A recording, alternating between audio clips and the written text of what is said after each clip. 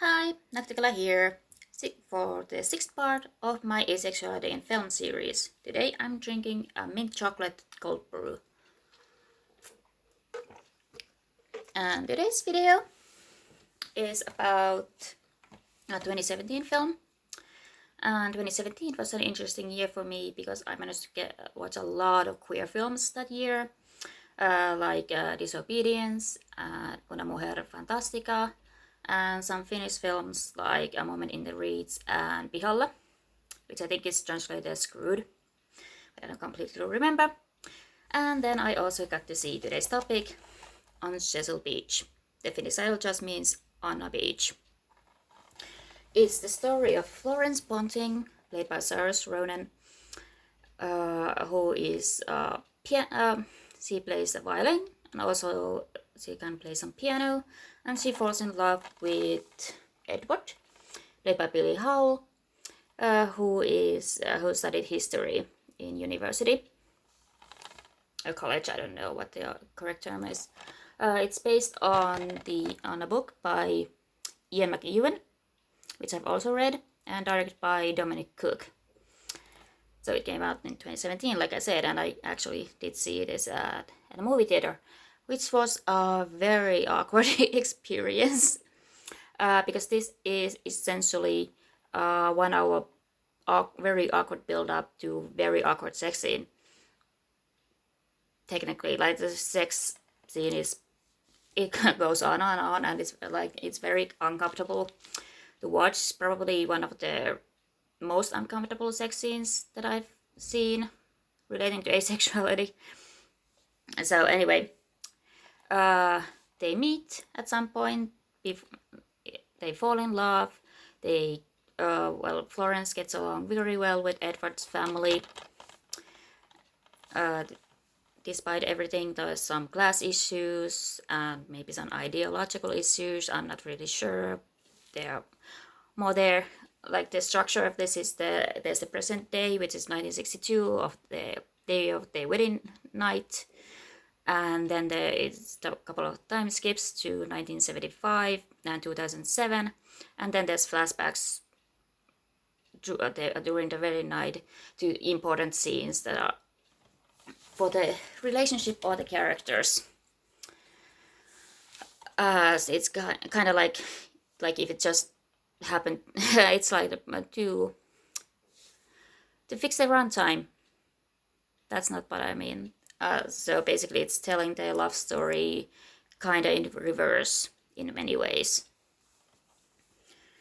So they flashback to important scenes while they are first having lunch or dinner at the resort, the hotel on Chesil Beach, where they are having their honeymoon, and they are both very shocked to be kind of awkward, and they are both apprehensive about their wedding night because both of them are virgins. Though Florence didn't know that Edward is a virgin until she literally asked him, because like this is set in 1962, which is called the year before sex was invented. I don't quite know what that means, but I've seen that referenced regarding this book and movie.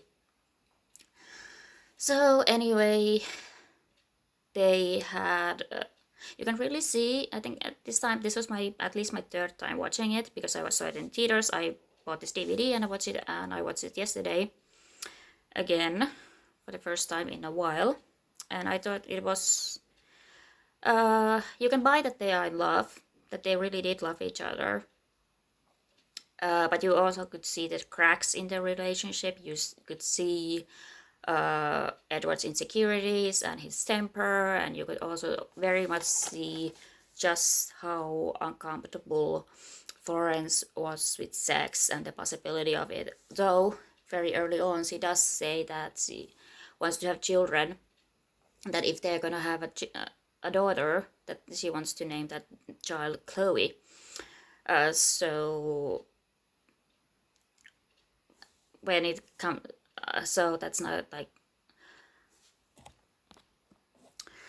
so when we actually meet Chloe, her daughter, later, it's not a surprise, and that's like, it's not betraying her character to have her have a child. But at that point, it's like, but at that point, she's kind of like, okay, maybe I can get through with this.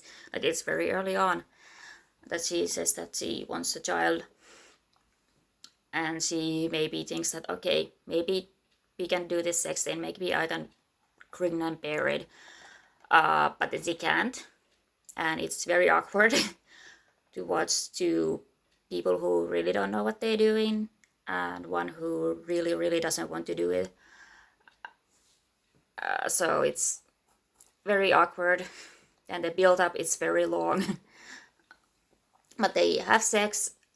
Florence absolutely freaks out, and she runs to the beach, the Chesil beach, and she just sits there, tries to like think about everything, and then Edward follows her, and he's very mad, and then they have this awful argument, and Florence is trying to make the point that, you know, my mother knows a gay couple who live in Oxford. They live together like they are married, and they both teach at the college, and like, we don't have to live the way society expects us to.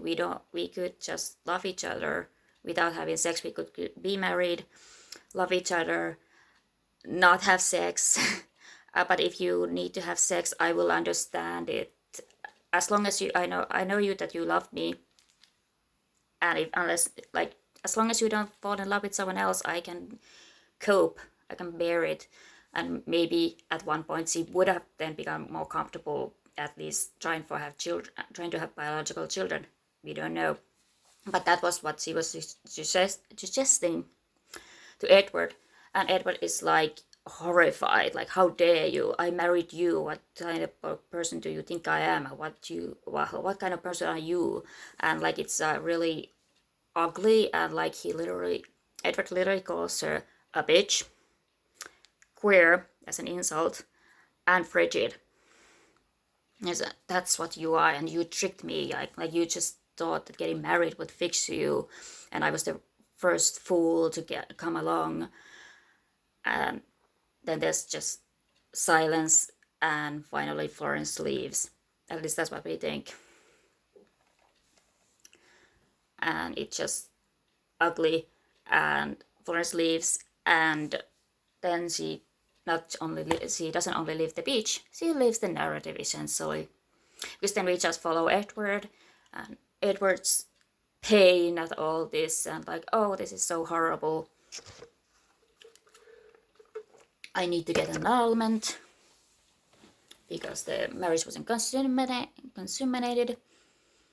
You know what I mean? They didn't actually have sex.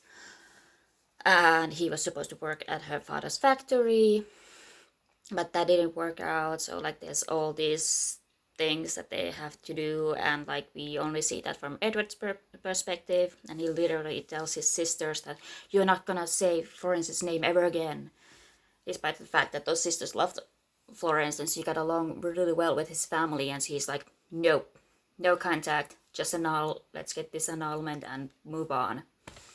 And then we time skip to 1975, and for some reason Edward owns a record store, despite the fact that his interest was in history, and he wasn't that taken, at least with Florence's type of classical music. But he owns a record store now. And then we meet Chloe Morel. Florence's maiden name is Ponting, but she had an orchestra, a quartet, sometimes quintet, with Charles Morel, who kept asking her out even after she was engaged, which is really weird. But apparently she married him and had a child, Chloe Morel. And she mostly liked classical music, but also Chuck Berry, and so the daughter is buying her a present Chuck Berry album for her birthday. And because Edward is now reminded of Florence after all these years by seeing her daughter, he goes with his friends and then tells their story, and it's kind of funny that like he takes 80 minutes of screen time and summarizes in 2 minutes. This is kind of interesting choice. And he is like shown that he maybe has some regrets about the way he handled it, but not truly. Somewhat like at this time he's like maybe he has multiple girlfriends. It's unclear, but like he has a one girl at his arm, and he mostly seems okay. Though he talks with some sadness about what happened. Oh well, what happened to people he knew. Like he doesn't tell that he was the husband in the couple, and he of course doesn't tell that he called her queer frigid bitch. Then we jump further in time, and it's 2007, and he finds out that her quartet has been very successful for a long time, and they are having a farewell concert at this specific place that Florence decades ago now told that like I really want to perform here, and he was like, and I'm gonna sit right there and watch you, listen to you perform specific piece. But of course that didn't happen, or it wasn't supposed to happen, at least the way it ended up happening. You know what I mean. So he finds through a radio interview or radio section, like radio they are talking about that quartet and about Florence and her husband Charles, the cellist that she for some reason married, and it says that they had three children and now have 5 grandchildren. So it's basically implying that, but at the same time Edward is shown to be alone. Like he played cricket, I think, and had friends, but he comes home to an empty house. So he then decides to go to that concert, the farewell concert for the quartet, and he's sitting right where he said he would. And like this is the culmination of Florence's decades-long dream, at least to perform in this specific place.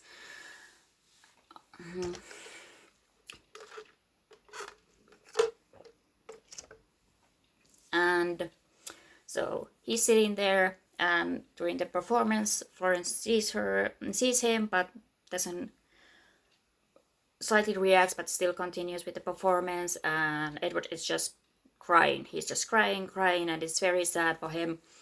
And Florence also sheds one tear about what could have been. And then it's almost over, but then we got back to that scene at the beach, and we also shown that after, again, Edward called her a frigid bitch, she walked back to Edward and apologized, and he didn't say anything, he didn't react, and then finally Florence left, and Edward was shown as being alone at the beach. And that's the end. So, like, this movie's biggest issue is that it doesn't actually narratively follow Florence. Like, I understand that it would be a much different and much longer movie, because like basically after the fight is over, there's still 20 minutes left of the movie. So it's much easier to just show that, oh, Edward was sad and maybe regretted this, rather than actually get into like, okay, why did Florence suddenly start dating her cellist when she had already shown some discomfort over the fact that he kept asking her out, even after she was engaged to another man, to Edward. And then there's also, how did those kids come about? Did she manage to work through her sex repulsion enough to have children? Was Charles a better husband? Apparently, since they were married for over 30 years. And like, those are lots of interesting discussions that you could have, or things you could think about, but the movie is not interested in this at all. It just needs to show twice that Edward is sad and maybe regrets what happened. And like, it's, while Florence did end up basically getting everything she wanted, which is good for her. But I would have liked to know how. How did this happen?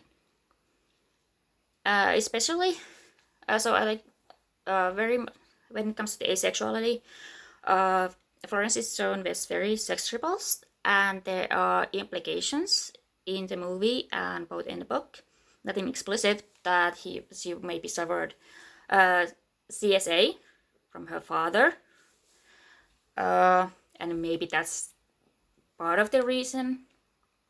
But again, it's not really delved into, so it's kind of like hanging in there, like this couple of scenes of implications, which is frustrating.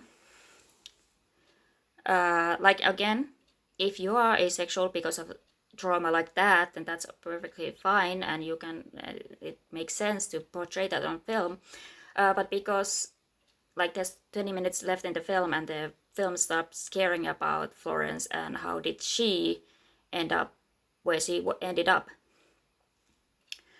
But like asexuality wise, I did like Florence's portrayal in many ways, or at least her sex repulsion. It's very Sarah Stronan is very good and portrays it very well, and I do too kind of like that it was literally compared to that it was acknowledged as a queer experience, both good and bad.